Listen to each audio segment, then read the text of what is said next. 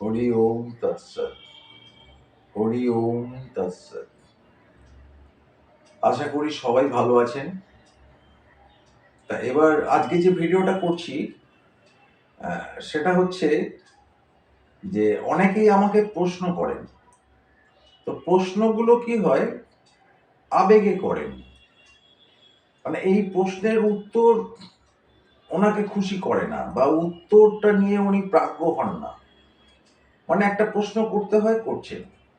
দেখবেন রাস্তাতেও অনেকে পথ নির্দেশ জিজ্ঞেস করে আপনাদের যে এইখানটা যাব কোথায়, ওই বাড়িটা কোথায়, বা ওদিকটা এর অমুক জায়গায় যাব, একটু বলে দিন।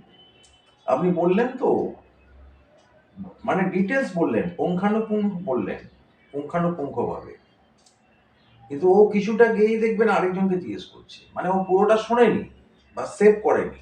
আপনার যে উত্তরটা ওটা ও সেভ করেনি। মানে প্রশ্ন করতে হয়, করছি। এবার দুপা গিয়েই আরেকজনকে জিজ্ঞেস করবে, দাদা ওই রাস্তাটা কোথায়? সে আবার বলল, আবার দুপা গিয়ে আরেকজনকে জিজ্ঞেস করবে। মানে পুরো উত্তরটা শুনবে না, সেভ করবে না। মানে সেভ ওই মানে অ্যাপসটাই নেই ওর।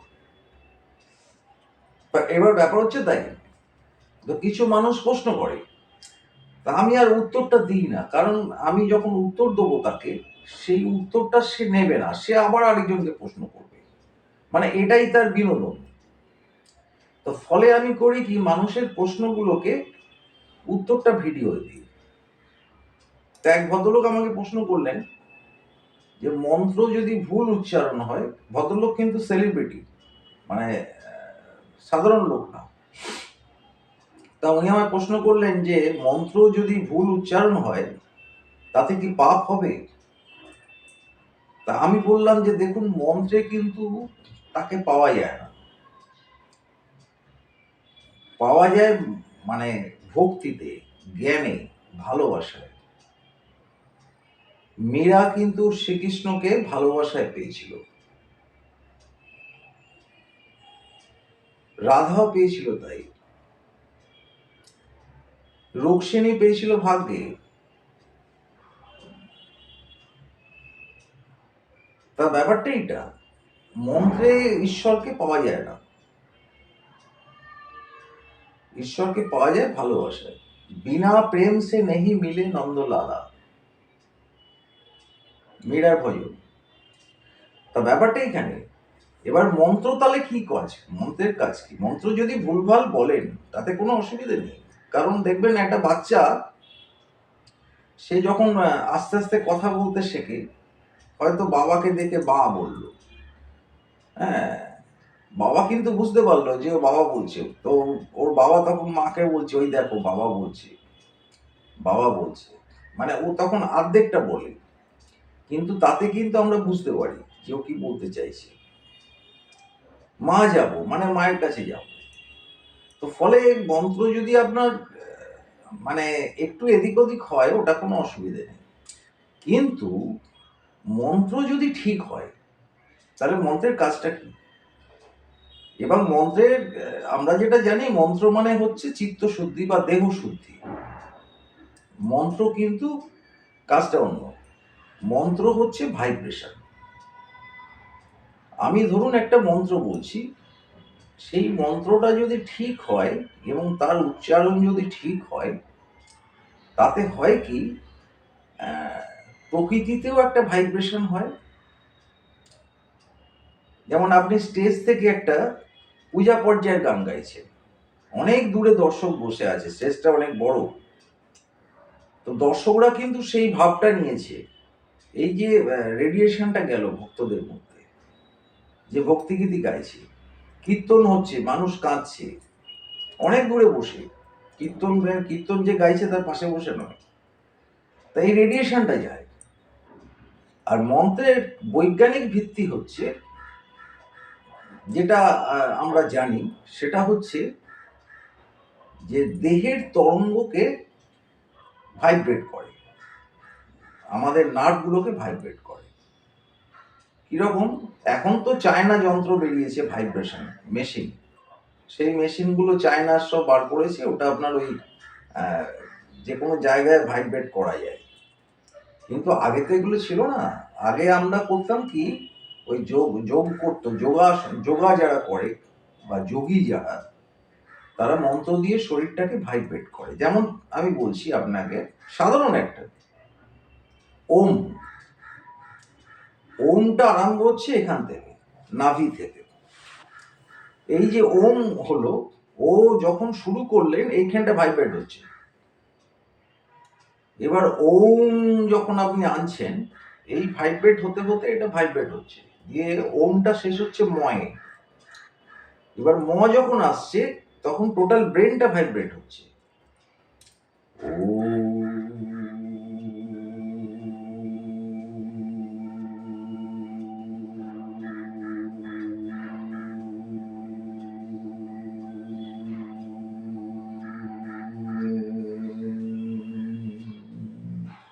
এই ম আসলো যখন লাস্টে, আপনি দেখবেন, করে দেখবেন, এই ব্রেনটা ভাইব্রেট হচ্ছে দেখবেন। তা এই যে বিভিন্ন নার্ভের উপর ভাইব্রেশন, এটার উপর মানুষ সুস্থ থাকে। দেখবেন যোগীরা অনেকদিন বাঁচে, যারা নাগা সন্ন্যাসী, হ্যাঁ, বা যারা হিমালয়ে তপস্যা করছে, খাচ্ছে এইটুকু, খাবার পাই না। ওখানে হিমালয়ে গিয়ে তো তাকে কেউ ভিক্ষা দেবে না, কোনো গৃহস্থ তাকে কেউ ভান্ডারা দেবে না। তো ফলে কি হচ্ছে, ওরা খাচ্ছে অল্প কিন্তু বাঁচছে অনেকদিন। কেন? ওই ভাইব্রেশনের মধ্যে তার সুস্থতা চলে আসছে, যে ভাইব্রেশনটা আমরা চীনা যন্ত্র দিয়ে করি এখন। তা এখানে কি হয়, তাদের দেহের যে রক্ত চলাচল, যে নার্ভ, যে নিউরোটিক ব্যাপারগুলো, সেগুলো স্ট্রং হয়ে যায়, কারেন্ট হয়ে যায়। আপনি নিজে ওমটা প্র্যাকটিস করে দেখবেন। আপনি ওম শুরু হবে এখান থেকে, শেষ হবে মাথায়। তো যখন আপনি ম আনছেন দেখবেন মাথা ভাইব্রেট, টোটাল মাথার যে যতগুলো নার্ভ টোটাল ভাইব্রেট হবে। তো ধর্মের সঙ্গে বিজ্ঞানের কোনো মানে ঝগড়া ঝামেলা নেই। আসল ধর্মটা কিন্তু বিজ্ঞান। এবার সেইটা আমরা জানি না বলে তাই। যেমন ম্যাজিক দেখায় যারা, বড় বড় ম্যাজিশিয়ান, ওরা তো বৈজ্ঞানিক ভিত্তিতেই ম্যাজিকটা দেখায়। আমরা জানি না, তাই আনন্দ পাই। অবাক হয়ে গেলাম যে একটা যন্ত্রের মধ্যে একটা সুন্দরী মেয়ে ঢুকলো, হঠাৎ সিংহ হয়ে গেল কি করে। তো টোটালটাই বিজ্ঞান। তো মন্ত্রটাও বিজ্ঞান। মন্ত্রের মাধ্যমে শরীরের যে ভাইব্রেশন, প্রতিটা মন্ত্রের উচ্চারণ ভুল হলে ভাইব্রেশনটা ভুল হয়ে যাবে। যেমন ব্যায়াম করতে গেলেন আপনি, ব্যায়ামের যদি আপনার শিক্ষক যদি না দেখে, আপনি নিজের মতো ব্যায়াম করলে হবে কি, শরীরের সমস্যা আসবে, মানে ব্যায়ামটা পয়জন হয়ে গেল। ব্যাপারটা এটা ঠিক মতো, ওই জন্য বলে যে কোনো ক্ষেত্রেই গুরু দরকার। তো মন্ত্রটাও তাই, মন্ত্রের উচ্চারণের উপর আপনার শরীরের ভাইব্রেশন থাকছে। আর এই ভাইব্রেশন গুলো কি হয়, মন্ত্রের সঠিক উচ্চারণের সঙ্গে ভাইব্রেশনের যোগ আছে, যে কোন নার্ভটা কখন তার টানবে, মানে সেতারের মতো আর কি। অনেক রকম তার আছে সেতারে। এবার ফলে কি হয়, কোনটা কোন সুরে লাগবে সেটা যে সেতার বাদক সে জানেন, সেটা শিখতে হয় গুরুর কাছে। আপনি সব কটা তার ধরে ঝাড়াং ঝাড়াং করে টানলে হবে না। তো ঠিকঠাক তারটাকে যদি আপনি হাত দেন, তাহলে দেখবেন সুর বেরোচ্ছে। তো এটাও তাই, মন্ত্রও তাই। মন্ত্র আপনার শরীরের বিভিন্ন অঙ্গ প্রত্যঙ্গকে তরঙ্গায়িত করছে, ভাইব্রেট করছে। আপনি নিজেই দেখবেন প্র্যাকটিস করে, কোনো অসুবিধা নেই। ভালো থাকবেন, সুস্থ থাকবেন।